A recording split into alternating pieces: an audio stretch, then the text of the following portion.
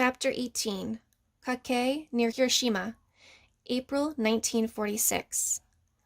On a low hill, the gravestones tilt crazily, as if trying to wrench loose from the soil.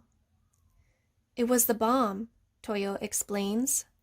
Even here, 15 miles away, like an earthquake sent to rip the world in two. Woody, gazing at the stones, says, "Were many in their family lost?" "We were lucky," Toyo says. "Only one. He would have been our cousin. None of the rest of us were in the city then." "And he is buried here?" "No. He was near the center of the firestorm. But let us not talk of that. I did not bring you here to talk of that. Do you see this stone? This one?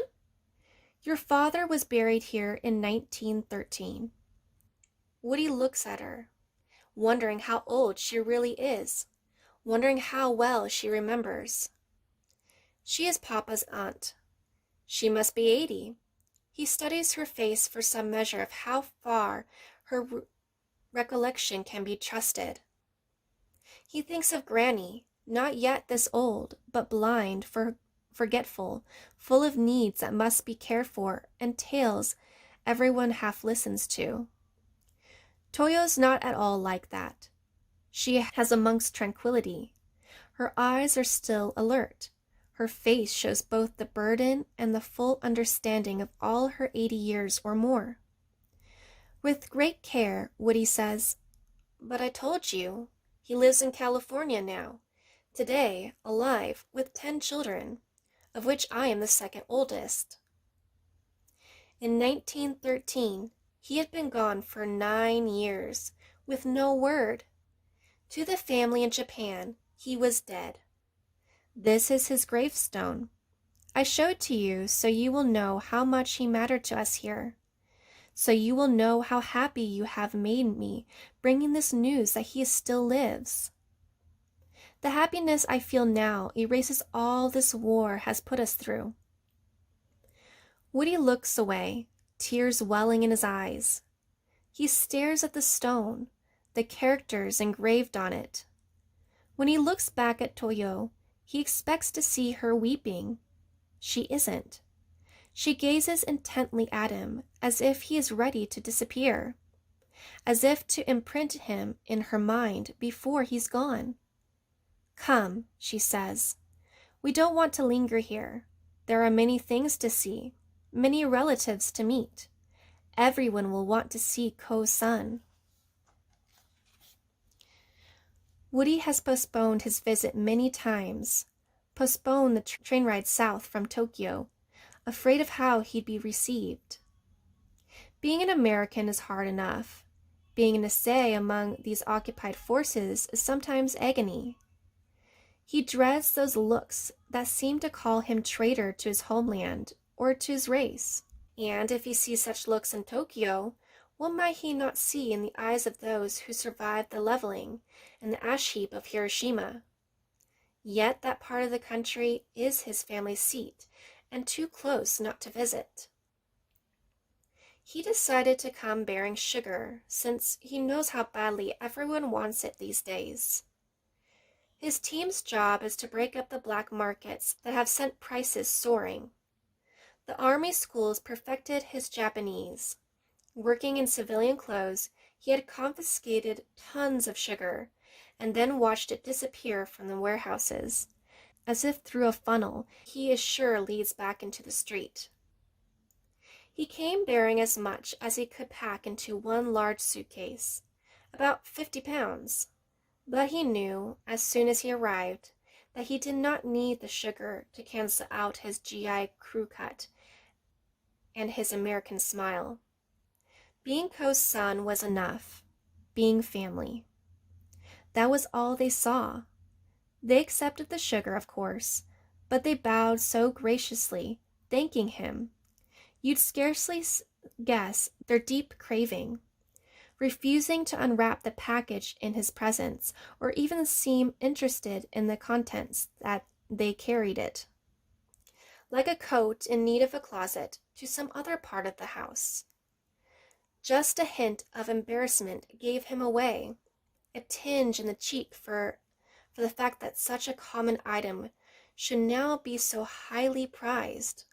And this was of a piece with their unspoken apology for the general condition of what they had to offer him in return. Entering, Woody had passed through an immaculate rock garden, its sand white and freshly raked. A hedge of high bamboo bordered it. Inside, the rooms were almost empty. A large, once elegant county house, stripped of all but a few mats. An altar in one corner of the first room, a funeral urn. They had not been hit by bombs. The war itself, the years of losing, had turned the house into a clean, swept, airy skeleton. And yet, if you only watched Aunt Toyo, you might never guess the price of this defeat. She moved with an ancient, inextinguishable dignity.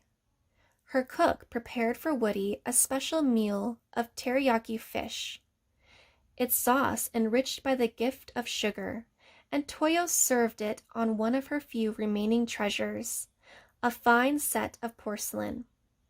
She served him small, steaming cups of precious pre-war sake a cousin had brought along and opened for this celebration.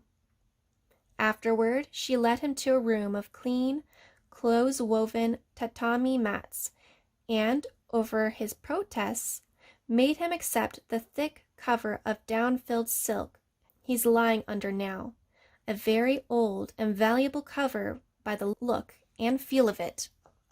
So, light against him, it's like being covered with warm air, and surely the one piece of bedding she had kept for herself. His eyes close. How royally they've treated him, he thinks, in spite of all they've lost. How pleased Papa would be to hear of this reception, and to know Toyo is well, and how proud he'll be when Woody returns to tell what a family they came from in Japan. Woody himself is proud already, and more than a little relieved to know that those stories Papa used to tell them about an estate so broad a man could not cross it in one day on horseback, about the generals and the judges and the educated women and in the fine houses he lived in as a boy, that all of those tales were true. Until today, as much as he respected his father, Woody had kept open a little door of doubt. Now that door had softly closed, leaving him wonderfully secure and stronger in a room whose dimensions are finally known. As he dozes, it seems to him a room one can fall asleep in quite easily.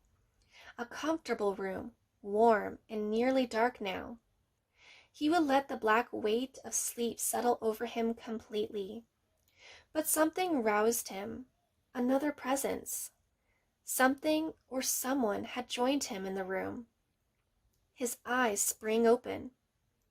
She is next to him, sitting back on her heels, hands folded in her lap, her dark kimono sheening in the half-light, and gazing at him the way she did this afternoon, steadily, intently. This time the tears dropped down her cheeks. She had been the one, 40 years before, who gave Papa the money he needed to leave Japan and sail to the Hawaiian Islands.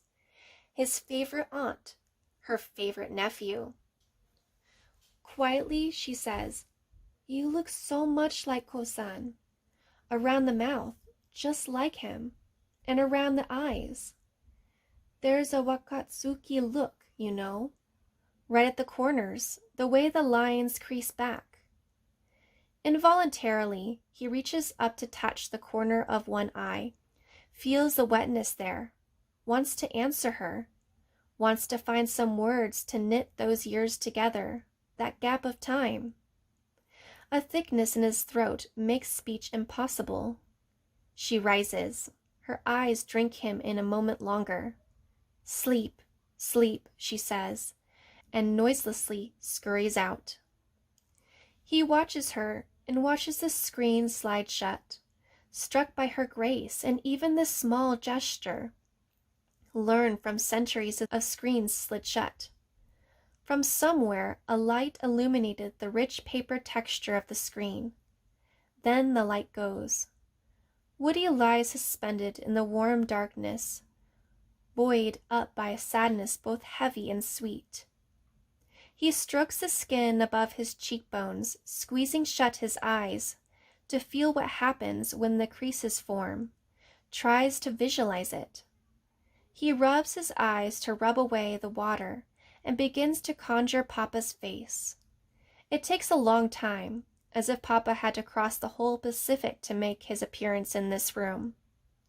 When he's finally standing there, Woody is amazed at how his stance resembles Toyo's. For the first time, he understands the crazy pride, and with his fingertips still touching creases, he marvels at this resemblance too. Papa's eyes and his own. He never seen it before, never thought to compare himself with Papa, never dared. Now he knows what he should have said while Toyo knelt there. "Tell me more about him, Auntie. Tell me how he dressed as a young man, how he walked, and what he did for his amusement. Tell me everything you can remember." He aches to call her back, and almost does, almost calls her name in the dark. Quiet mazes of screens and mats and corridors. But he doesn't. There is time, he thinks, time for all those questions. Tomorrow we will talk. She likes to recall those days. She says there is still a hill outside of town that Papa used to climb. Tomorrow I will climb it and see what his eyes used to see.